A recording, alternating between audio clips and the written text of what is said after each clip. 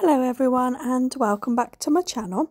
Today I'm giving you a short update on my Tilda hibernation quilt, which I'm making using the Queen's Walk pattern by Pretty Fabrics and Trim.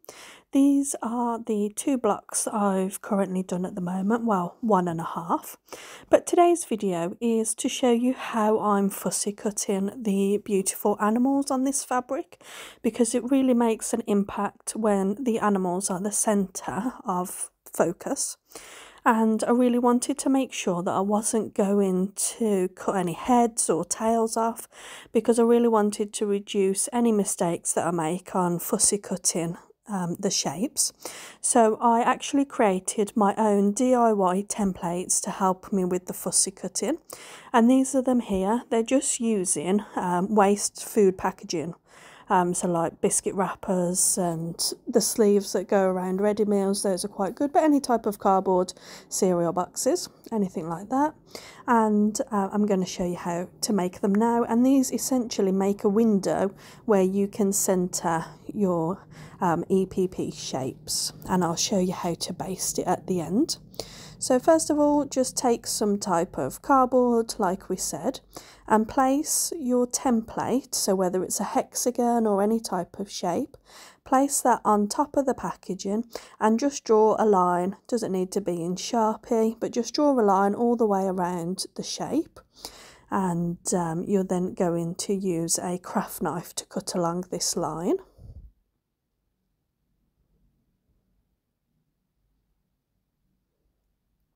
So I take a craft knife and a metal ruler. It doesn't have to be metal, but any type of ruler that will give you a nice straight edge, and cut all around the line. You want to cut just outside of the line, and that'll become clear in just a moment.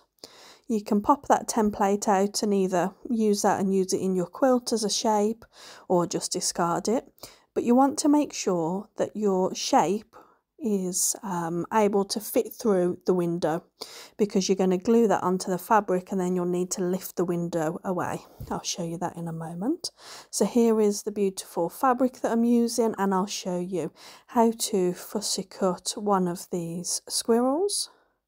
So simply just place your window over the area that you want to cut, make sure it's all nicely centred and exactly how you would like it to be, and then just glue your shape straight through the middle of the window and then cut out around the template. I like to use scissors rather than a rotary cutter at this point.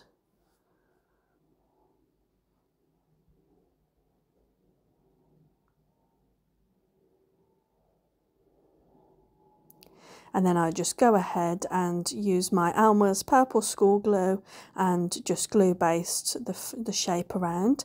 With these I'm leaving a little bit more than 1/4 of an inch just to give myself a nice seam allowance on the back.